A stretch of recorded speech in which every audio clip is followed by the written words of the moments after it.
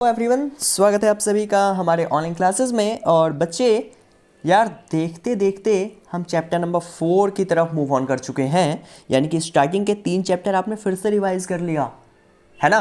तो यार, अगर उन चैप्टर्स में कोई डाउट है आपको तो यार मुझसे कांटेक्ट करो, अपने डाउट्स क्लियर करो। बिकॉज डाउट्स क्लियर करोगे तब जाकर आप अच्छे मार्क्स गेन कर पाओगे आपके अपकमिंग बोर्ड एग्ज़ाम में या फिर अपने प्री बोर्ड्स में।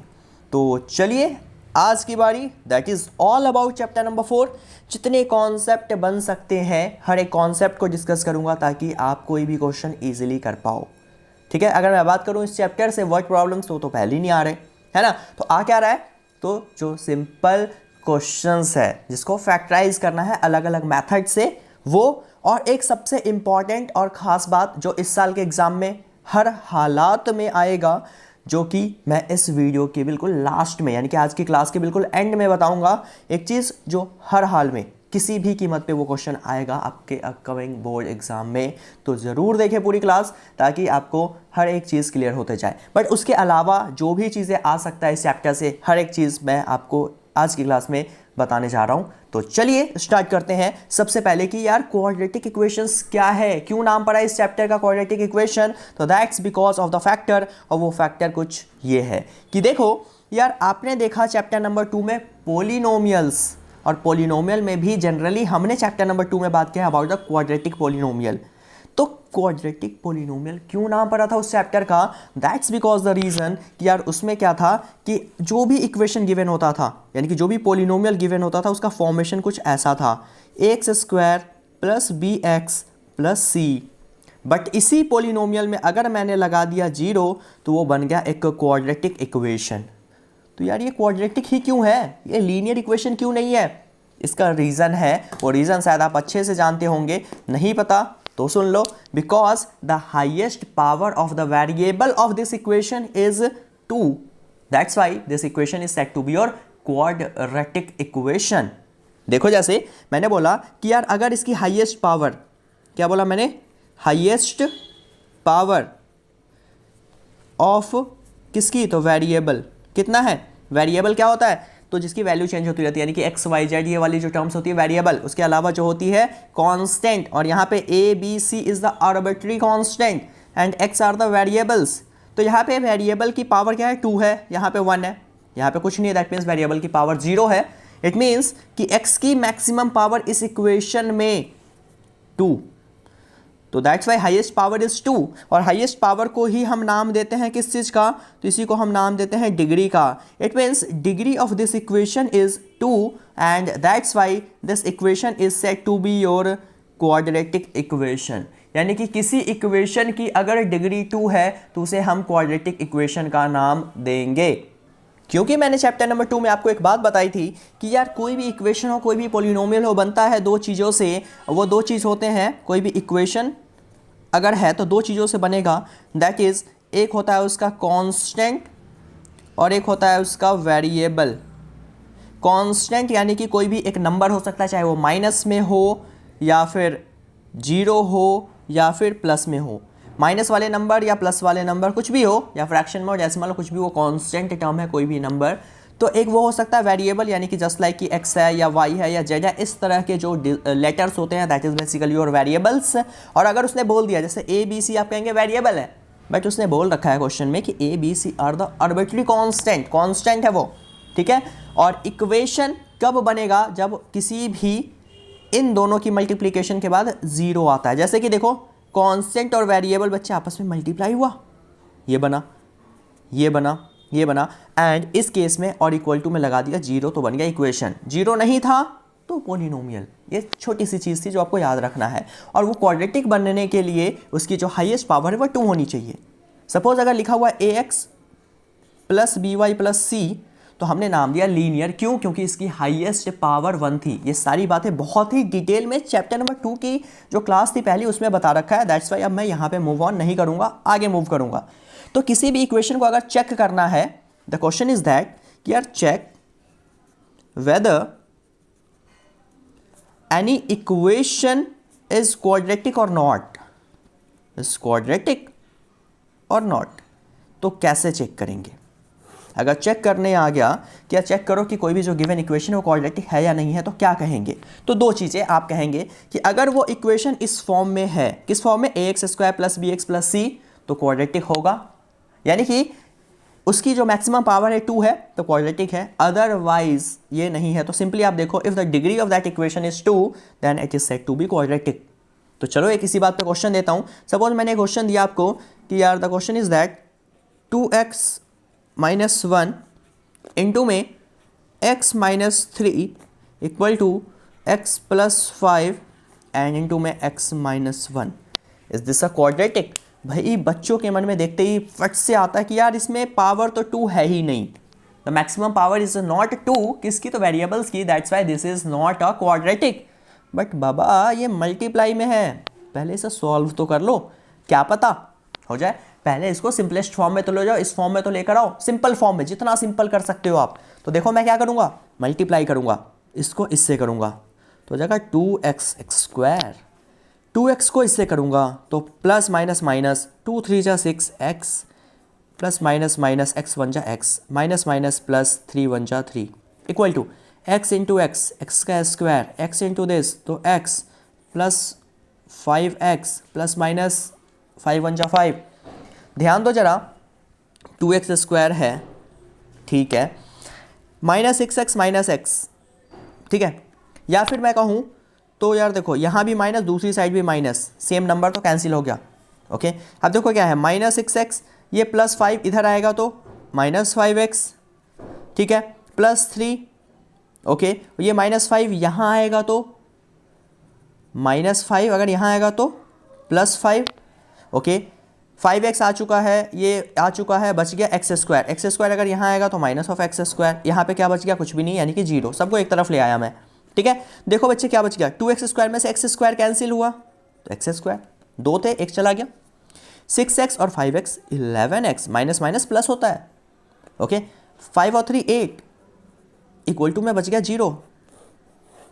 यार अब देखो जरा, highest power of that equation is 2, that's why this is called quadratic equation. पहले देखने में नहीं लग रहा था बट अब ये है, तो रीजन क्या देंगे आप, तो कहेंगे here the degree of equation is 2, hence this is quadratic equation। Degree क्या है, 2 है, therefore ये quadratic equation है, ठीक है। या फिर आप ये भी कह सकते हो कि this equation is represented in the form of ax² + bx + c, therefore this is quadratic equation। Otherwise simply degree देख लो। आई होप चीज़ें क्लियर है, ओके। बट अगर मैंने बोला कि अगर क्वाड्रेटिक है, इसी क्वेश्चन को देखो मैं क्या पूछ रहा हूँ, ध्यान देना वर्डिंग्स पे, if this equation is quadratic then find the value of a b and c। इसमें अगर मैंने बोला ये क्वाड्रेटिक है तो a b c की वैल्यू क्या होगी, तो आप पता है क्या करेंगे, देखो x² के साथ जनरल फॉर्म में जाओ, x² के साथ क्या a, दैट मीन्स x² का कॉफिशिएंट है a, वेरिएबल के बगल वाला उसका कॉफिशिएंट कहलाता है, x² का कॉफिशिएंट a, x का coefficient plus b, c is the constant.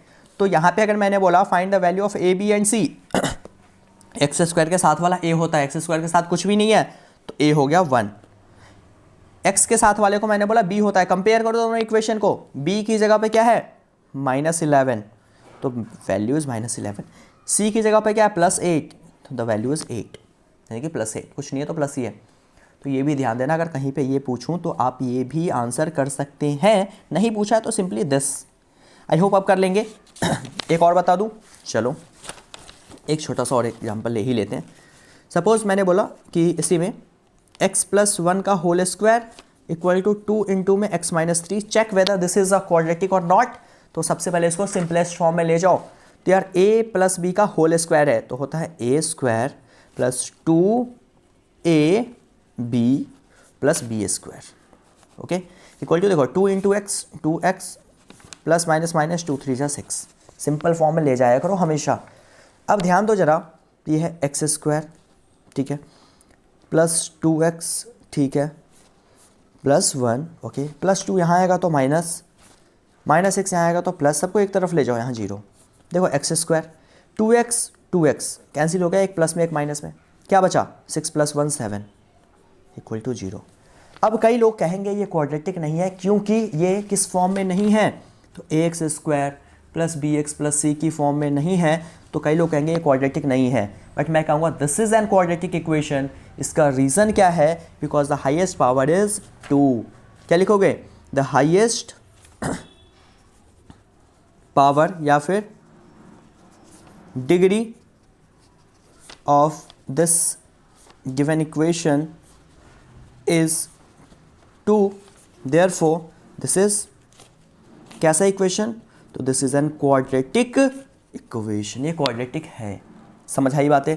Okay. आप कहेंगे सर इस फॉर्म में फिर क्यों नहीं है? तो है ना बाबा, देखो ना एक्स स्क्वायर है भाई, बी नहीं है ना, तो क्या पता ये 0x रहा हो और कांस्टेंट 7 बन गया क्या? ये लो बी 0 रहा होगा, दैट्स वाई 0 इंटू समथिंग हमने नहीं लिखा दिखाने के लिए। ये लो, अब समझ आया?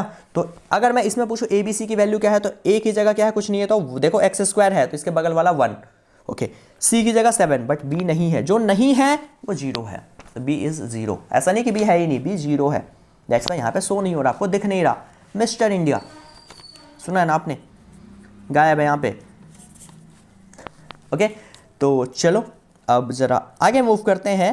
इसी के साथ जो आपने किया अभी वो 4.1 आप पूरा कर सकते हो, और ये 4.1 का पहला क्वेश्चन था, ये 4.1 का 5th क्वेश्चन था। चेकआउट करने के लिए बस मैंने आपके लिए एग्जांपल्स दिए थे, ठीक है। तो जरा मैं आगे मूव करता हूँ कि यार और किस टाइप के क्वेश्चंस बन सकते हैं। तो जो अगला तरीका आता है वो आता है that is all about the factorisation. Factorise, तो मैं एक क्वेश्चन लूँगा, उसको 3 तरीके से बताऊँगा। पहला तरीका मिडिल टर्म स्प्लिट करना, मिडिल टर्म स्प्लिट करना, ओके। दूसरा तरीका जो मैं बताऊंगा that is all about perfect square या फिर completing square method, completing square method, okay. और थर्ड तरीका bye the help of a quadratic formula. और इन 3 के बाद एक इम्पॉर्टेंट कॉन्सेप्ट जिस पे क्वेश्चन 100% आएगा इस साल के बोर्ड एग्जाम में। तो ये 3, उसके बाद वो हर एक कॉन्सेप्ट पे एक एक 2-2 क्वेश्चंस आपको मैं करा दे रहा हूँ। उसके बाद जो अगली क्लास होगी उसमें फिर मैं डिटेल में और बहुत सारे क्वेश्चंस करेंगे। आज सिर्फ क्या करेंगे, आज सारे कॉन्सेप्ट, उस पर एक एक क्वेश्चंस, और फिर जो अगली क्लास है यानी कि वेडनेसडे को, वहाँ पे आपको बहुत सारे क्वेश्चंस इस पर मैं कराऊंगा और आपको दूंगा भी करने के लिए, ताकि सारे डाउट्स खत्म हो जाए, ठीक है। और अगर आपको लगता है इस क्लास के बाद कि आप कर सकते हो कोई भी क्वेश्चन इस चैप्टर से, तो आप मुझसे कांटेक्ट करो इस नंबर पे 88 वाले पे, and here I am, okay. उसके बाद आपको वहाँ पे मैं क्वेश्चन सेंड आउट कर दूंगा, आप सॉल्व कर सकते हो, ठीक है। तो चलिए इसी के साथ स्टार्ट करते हैं मिडिल टर्म स्प्लिट। अब देखो जरा, सामने आपका क्वेश्चन आ चुका है। बोला है क्वेश्चन कि फैक्टराइज, सिंपली उसने वर्ड यूज किया factorise this. It means factorise के बगल में अगर कुछ नहीं लिखा, सिंपली बोला फैक्टराइज द इक्वेशन या फिर find the root of the equation by factorisation. तो बच्चे फैक्टराइजेशन का मतलब ही है कि आप मिडिल टर्म स्प्लिट करेंगे। क्या मतलब है फैक्टराइजेशन का? कि you have to split the middle term, okay. Factorise मतलब ही होता है मिडिल टर्म स्प्लिट करना। बार बार इन चीज़ों को सुन लो, काम आएगा ये। अदरवाइज अगर आपने दूसरा मेथड लगा दिया गलत हो जाएगा। अगर उसने सिंपली बोला find the root of the equation, तो आपकी चॉइस है आप किस मेथड से जाना चाहते हैं। बट अगर वर्ड यूज किया factorise, then you have to factorise, okay, यानी कि मिडिल टर्म स्प्लिट ही करेंगे आप। तो जरा देखो क्या करेंगे इन इक्वेशंस में, कैसे करेंगे स्प्लिट। तो सबसे पहला काम होता है पहले और आखिरी को मल्टीप्लाई करना। यानी कि सबसे पहला कोई भी इक्वेशन का, सपोज ऐसा होता है, इसी इक्वेशन को ऐसा लिखा होता 2x स्क्वायर माइनस 5x को लिख दिया इक्वल टू 5x और -3।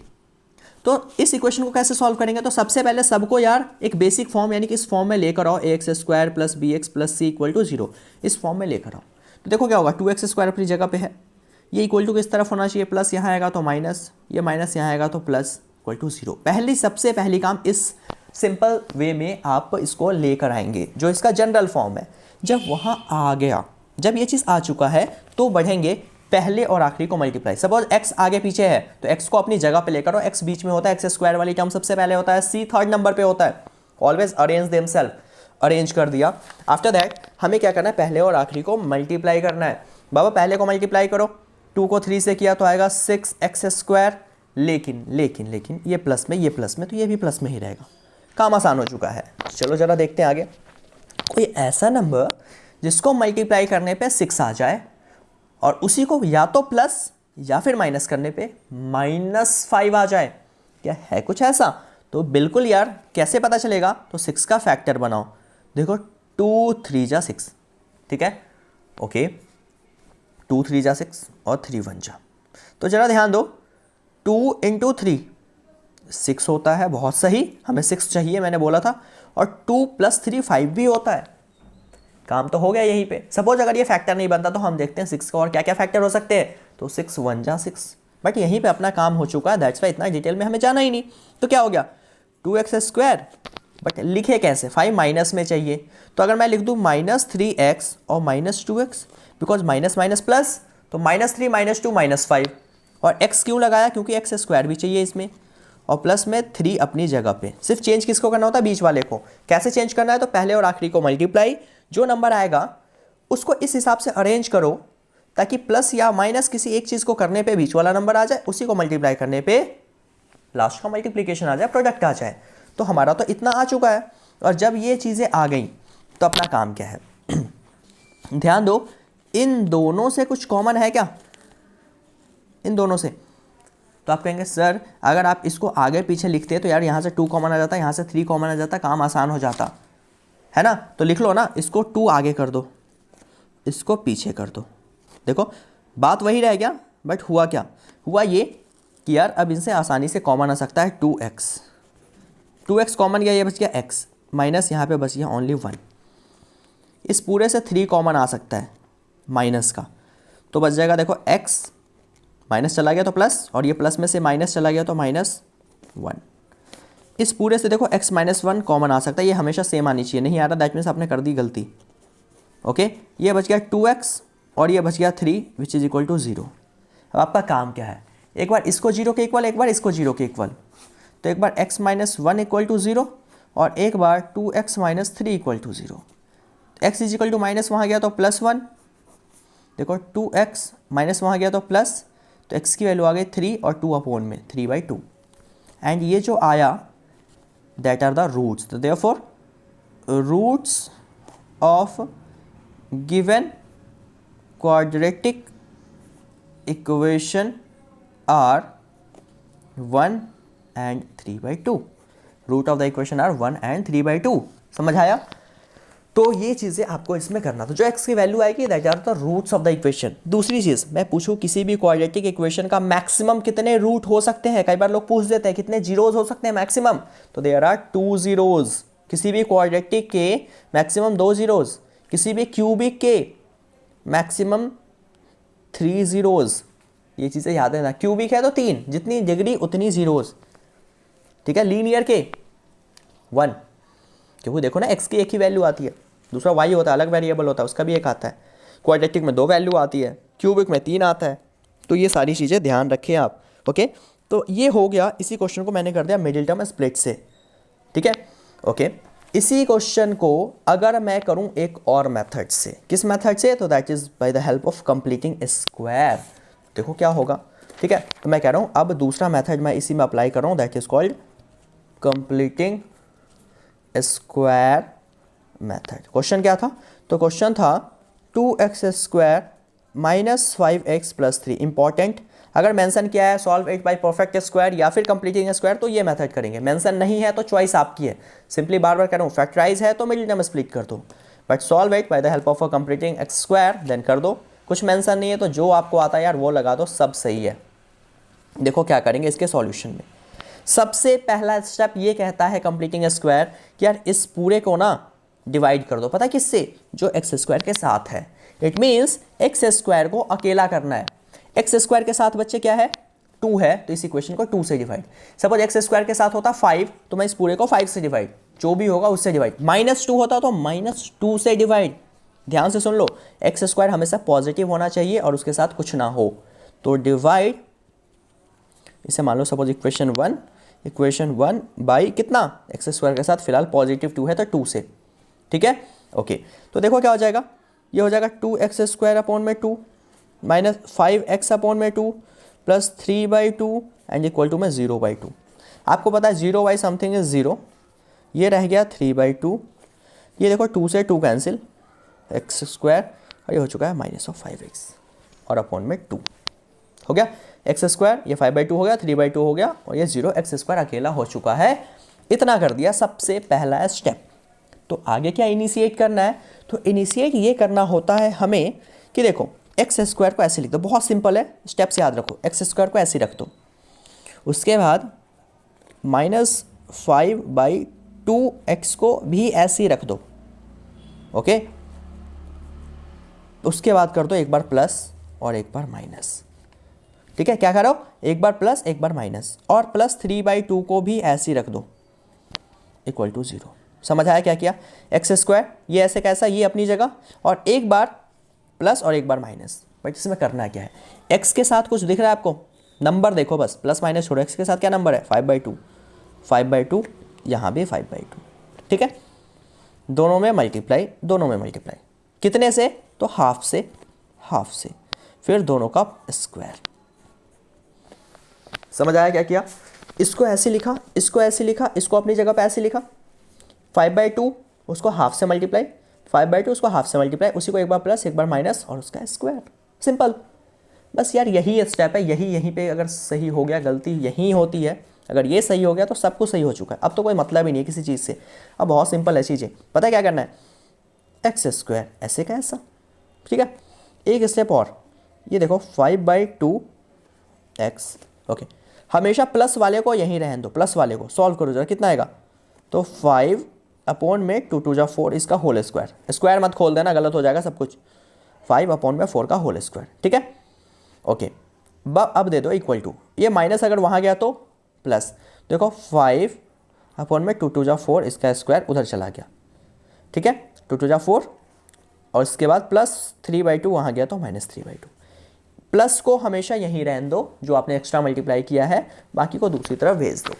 यार आप कहेंगे सर प्लस माइनस क्यों किया? क्योंकि ये एक्स्ट्रा लाया है अपने आप से हमने, तो ऑब्वियस बात है प्लस करेंगे तो माइनस भी करना पड़ेगा ताकि ये कैंसिल आउट भी हो जाए अपनी जगह पे। फिर दैट्स वाई ये स्टेप हमने किया था यहाँ पे, और = में ये चीज़ें वहाँ चला गया। अब क्या करना है, तो इसी चीज़ को मैं कह रहा हूँ ऐसे लिख दो, x। अब देखो यहाँ पे प्लस आएगा या माइनस आएगा, तो ये डिसाइड करेगा कि x के साथ क्या है, x के साथ क्या है, माइनस साइन है, तो ये माइनस में। फॉर्मूला क्या बनेगा, तो जो ये है स्क्वायर 5/4, इसका होल स्क्वायर, इसका होल स्क्वायर। आई होप आपको चीज़ें क्लियर हैं। क्या किया, x माइनस ये जो है उसको लिख दो और उसका होल स्क्वायर = देखो 5 का स्क्वायर बच्चे 25, 4 का स्क्वायर होता है 16, 3/2, ठीक है। आगे मूव करो जरा, ये हो चुका है x - 5/4 का होल स्क्वायर। इसको अब ऐसे ही चलने दो, बस अपना काम हो चुका है। बहुत सिंपल सा तरीका था ये। यहाँ पे एलसीएम आ जाएगा 16 और 2 का, 16 1 जा तो ऊपर 25 1 जा, 2 से 8 टाइम्स तो 8 3 24। ये सॉल्व होकर आएगा 1/16। स्क्वायर अगर यहाँ हटेगा तो रूट में x - 5/4। जब ये रूट से वैल्यू बाहर आती है तो हमेशा दो साइन, एक प्लस और एक माइनस। तो x - 5/4 क्या देगा, तो एक बार देगा +-1 का √1, 16 का होता है 4। तो एक बार कर दो x - 5/4 किसके इक्वल, तो 1/4 के इक्वल। एक बार कर दो x - 5/4 किसके इक्वल, तो -1/4 के इक्वल, ठीक है। यहाँ देखो x, ये माइनस वहाँ गया तो प्लस होगा, एलसीएम आएगा 4, तो ऊपर हो जाएगा 1 + 5 क्योंकि नीचे सबके सेम है, 6/4। देखो x की वैल्यू क्या आएगी, 2 3 जा 2 2 जा, तो x आ गया 3/2, ठीक है। यहाँ देखो x -1/4 अपनी जगह, ये माइनस वहाँ गया तो प्लस, ओके। एलसीएम रहा 4, तो -1 5, 5 में से 1 गया 4/4, तो देखो 4 से 4 कैंसिल, x की वैल्यू क्या आ गई 1। तो x की दो वैल्यूज आई, एक वैल्यू ये, एक वैल्यू ये, और ये जो वैल्यू आया that are the root of this equation. तो x की वैल्यू 3/2 और 1। जरा देखते हैं दूसरे मेथड से क्या आया था, सेम ही वैल्यू आई थी, यहाँ भी सेम आया। तो ये चीज़ें सही है बिल्कुल, जो भी आपने किया है इन बातों का आप ध्यान दें। समझ आया, स्टेप्स याद रहेंगे। नहीं आया तो एक बार फिर से वीडियो को रिपीट करके देख लेना, क्लास जब ओवर हो जाए आपको समझ आ जाएगा। बहुत ही ईजी वे में बताया, और अगली क्लास जब होगी इस पर और भी क्वेश्चंस कराऊंगा मैं आपको, तो टेंशन लेने को नहीं, देने को यार एग्जामिनर को कि यार बच्चे को इतना ज़्यादा कैसे आता है, सब कुछ कैसे आता है इसको। कहीं पे यार एक जरा सा मार्क्स लूज़ ना होने दे, एक एक स्टेप फॉलो करो, कहीं पे मार्क्स लूज़ नहीं होगा। लास्ट में बस लिख देना hence root of this equation is 3/2 and 1। चलो इसी क्वेश्चन को जरा मैं आप बताऊंगा क्वाड्रेटिक फॉर्मूले से। क्या है क्वाड्रेटिक फॉर्मूला, जरा उसकी तरफ मूव करते हैं। क्वाड्रेटिक फॉर्मूला कहता है कि अगर कोई इक्वेशन ऐसा है ax² + bx + c, ठीक है, इक्वल टू 0, इस फॉर्म में है, तो x की वैल्यू निकालने के लिए हम ये यूज़ कर सकते हैं -b + √b² - 4ac अपॉन में 2a। क्या यूज़ करता है, कहता है x की वैल्यू निकालने के लिए हम यूज़ कर सकते हैं -b + √b² - 4ac upon 2a। ये a b c क्या है, a b c सब है, 2 और 4 तो कांस्टेंट है, तो ऐसे ही रह जाएगा। चीज़ें क्लियर है, ठीक है। तो अगर कोई भी इक्वेशन होगा, ओके, तो हम इस फॉर्मूले से भी निकाल सकते हैं और सबसे ईजी वे है ये। तो ज़रा देखो, और उसके बाद मैं बताऊंगा एक सिंपल सा वे जिस पे क्वेश्चन आएगा ही आएगा, ठीक है। तो अभी फिलहाल इसको देखते हैं जरा। इक्वेशन क्या चल रहा था हमारा चल रहा था 2x² - 5x + 3 = 0। अभी पिछला क्वेश्चन यही था, अगर ध्यान हो तो देखो, 2x² - 5x + 3, ठीक है। अब ज़रा ध्यान दो कि यहाँ से कंपेयर करो, लिख लो यहाँ पे ax² + bx + c = 0। ये क्या है, तो general form of quadratic equation, ये लिख लो। अब ज़रा एक काम कर लो, बस आप पता क्या, कंपेयर कर लो। a की जगह क्या है 2, ये लिख लो। b की जगह क्या है -5, c की जगह क्या है 3। इतना काम आपको करना है, बाकी काम तो हम करके दिखा देते हैं आपको। x, सपोज इस इक्वेशन में था y² y, तो हम यहाँ लिखते हैं y = क्योंकि y की वैल्यू निकालते हैं, ये तो सिंपल लॉजिक है।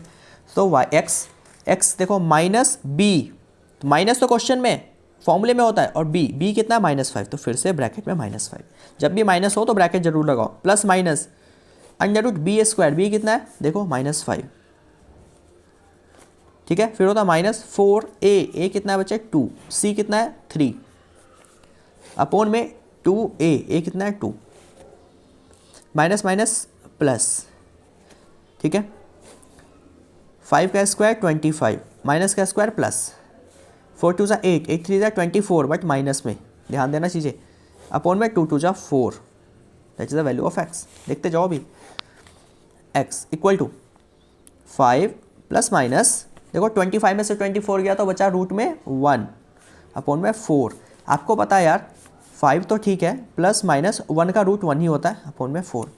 x की क्या वैल्यू आ गई, तो एक बार आया 5 + 1 अपॉन में 4, और एक बार x की वैल्यू क्या आएगा, तो 5 - 1 अपॉन में 4। देखो 5 + 1 बचे 6/4, और ये हो जाएगा 5 - 1 तो 4/4। 2 3 = 2 2 = 4 से 4 कैंसिल, तो x की वैल्यू क्या आ गई 3/2, यहाँ से x की वैल्यू क्या आ गई 1। ये जो आया that are the root of this equation. तो यार देखो, अगर आप ध्यान दो, कंप्लीटिंग स्क्वायर से भी आंसर यही आया है 3/2 और 1। एक और जो पिछला मेथड क्या मिडिल टर्म या सिंपल फैक्टराइज, उससे भी आंसर यही आया है। चीज़ें कहीं से भी आए, करना सेम है, आंसर सेम आएगा। आई होप इतनी चीज़ें आपको क्लियर होंगी बच्चे, और अगर ये क्लियर है तो मैं अगले तरफ मूव करता हूँ। यार मोस्ट इम्पॉर्टेंट कॉन्सेप्ट जो इस साल 100% आएगा क्वेश्चन, ठीक है। क्या होता है वो, क्या कॉन्सेप्ट है, ज़रा उसकी बात कर लेते हैं। तो कॉन्सेप्ट ये कहता है कि अगर कोई भी इक्वेशन इस फॉर्म में है ax² + bx + c = 0, तो यार ये इसमें 3 कंडीशन भी होता है, ठीक है। 3 कंडीशन में क्या होता है, तो हम एक निकालते हैं डिस्क्रिमिनांट, d इज़ द डिस्क्रिमिनांट, और इस d की वैल्यू होती है b² - 4ac, b² - 4ac, डिस्क्रिमिनांट की वैल्यू होती है b² - 4ac, समझ आया, ओके। और b a b c इसमें क्या है, तो a b c इस इक्वेशन से निकल आएगा, पहली चीज़ ये। और अगर इसमें पुट करने पे b और a और c सॉल्व करके d की वैल्यू आ गई नेगेटिव में, हो सकता है ना नेगेटिव आ जाए, that means d is negative, यानी कि नेगेटिव का मतलब होता है नंबर लाइन पे ये 0 है तो 0 से पहले, यानी कि 0 से कम नेगेटिव, 0 से ज़्यादा पॉजिटिव, और 0 तो 0 ही है। तो अगर 0 से कम यानी कि नेगेटिव आ गया, उस केस में इसका मतलब है नेगेटिव की बात कर रहा हूँ। इट मीन्स कि वहाँ पे नो रियल रूट एग्जिस्ट, वहाँ पे रूट एग्जिस्ट नहीं करता, पहली चीज़, ये पहला कंडीशन, समझ आया।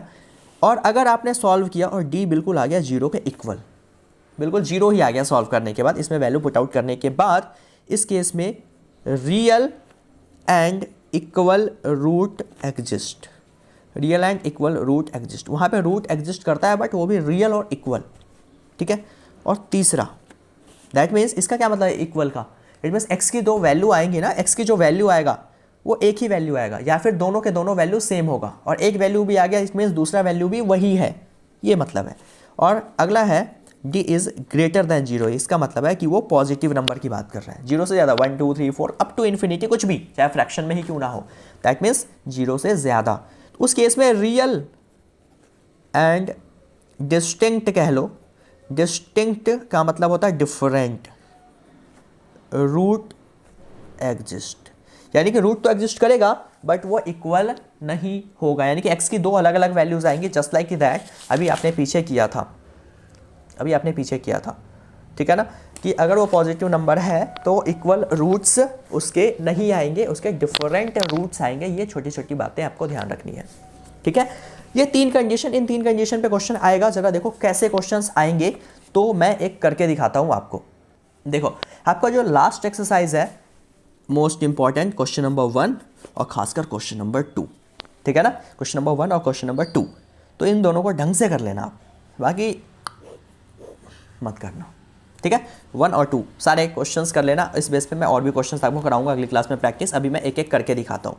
आप लोगों को रूट वाला टफ लगता है, मैं रूट वाला ही करता हूँ। देखो क्या है रूट वाला क्वेश्चन, एक्सरसाइज 4.4 का क्वेश्चन नंबर 2(1) का। देखो क्या है, कह रहा है find the nature of the root of the following quadratic equation.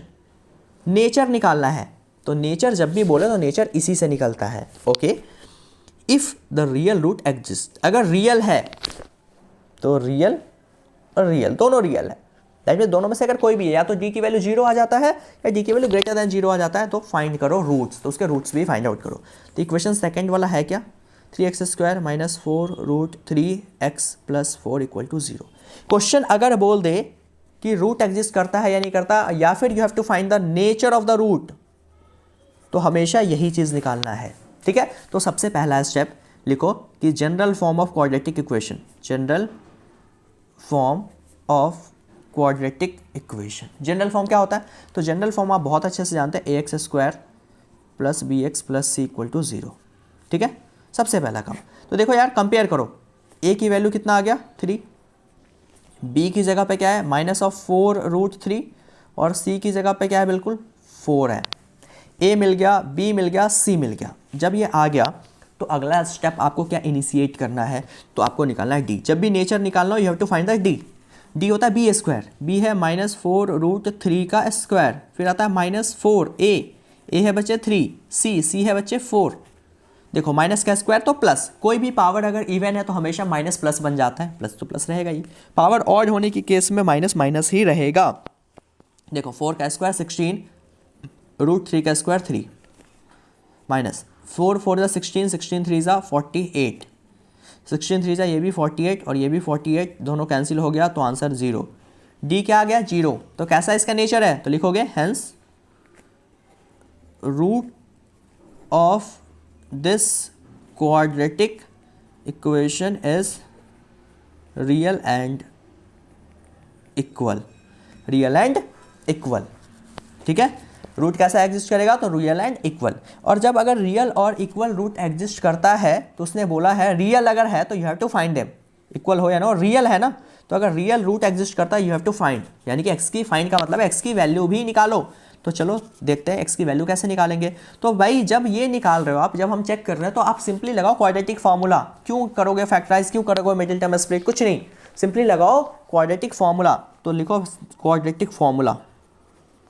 Quadratic formula क्या होता है, तो क्वाड्रेटिक फार्मूला होता है x = -b ± √b² - 4ac/2a। तो देखो -b कितना आया -4 √3, और ये माइनस प्लस है ना 4 √3, प्लस माइनस b² - 4ac, अभी निकाला। देखो ये b² - 4ac ही तो था d की वैल्यू, यानी कि रूट के अंदर ये क्या होता है बेसिकली d ही होता है। d कितना आया 0, तो डायरेक्ट रख दो, दोबारा सॉल्व नहीं करना, आपने एक बार निकाला है ना वही है 0। अपॉन में 2a, तो 2a कितना है 3, तो देखो क्या आ गया 4√3 अपॉन में 3 2 जा 6 आया। देखो 2 2 जा 2 3 जा, तो कितना आ गया 2√3 अपॉन में 3।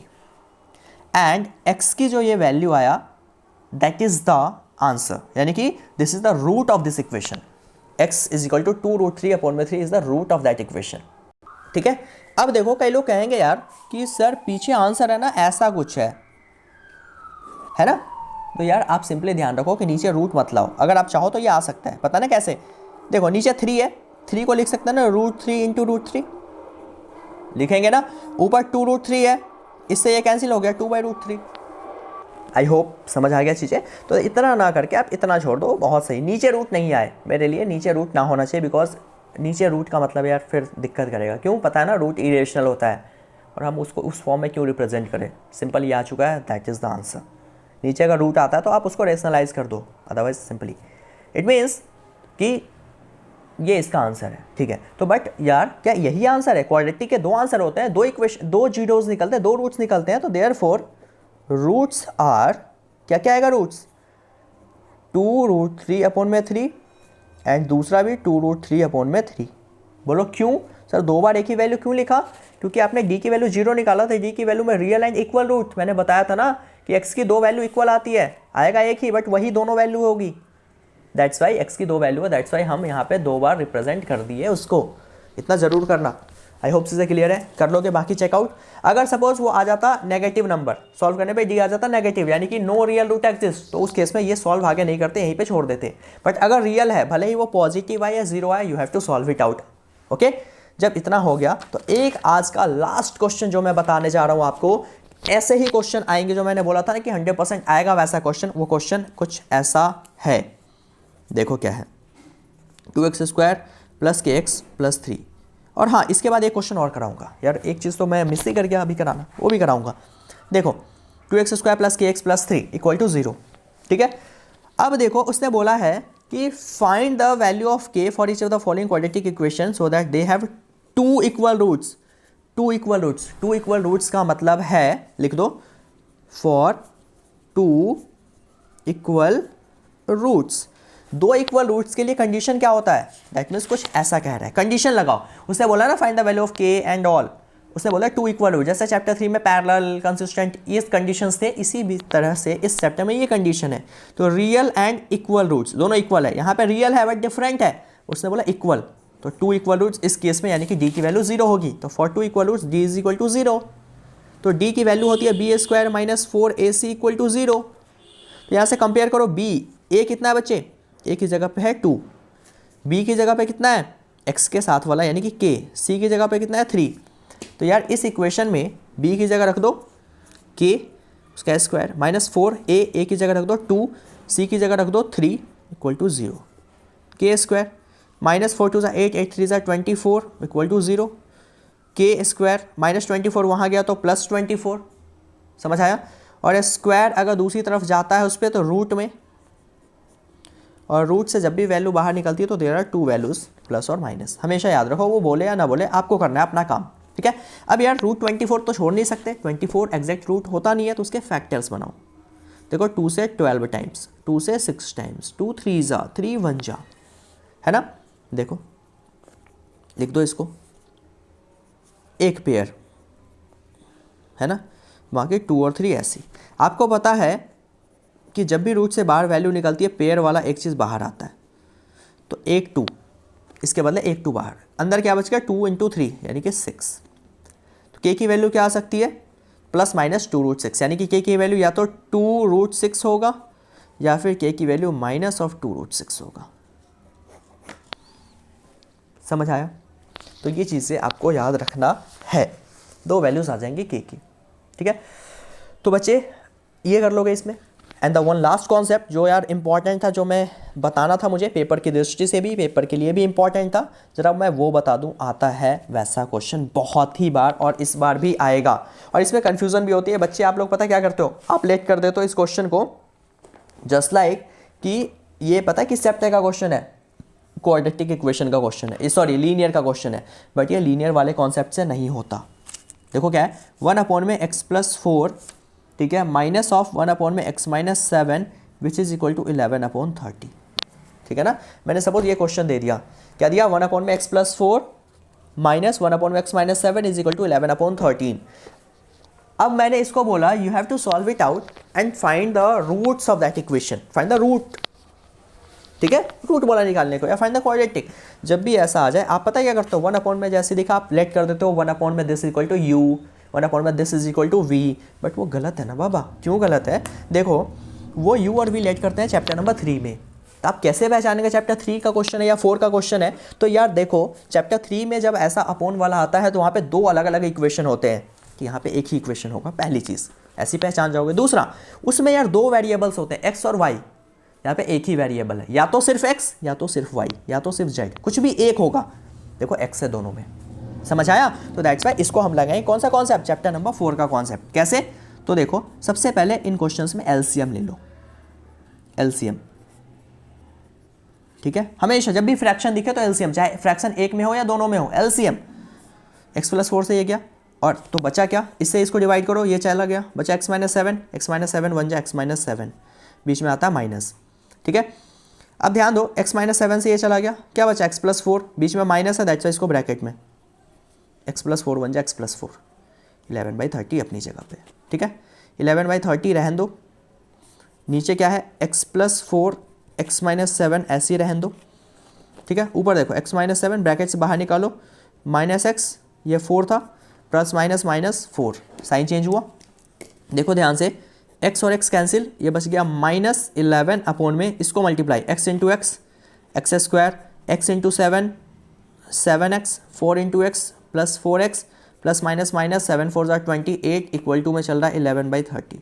बच्चा दोनों साइड देखो मल्टीप्लाई में है चीज़ें, कोई कहेगा माइनस है प्लस है, बट बाबा मल्टीप्लाई और डिवाइड में है ना, तो डायरेक्ट कैंसिल हो सकता है। यहाँ बच गया ओनली 1, ठीक है, यहाँ भी 1, तो चलो ये -1 अपॉन क्या बचा, x² प्लस माइनस माइनस 7 में से 4 गया 3 -28 इक्वल टू 1 अपॉन में 30।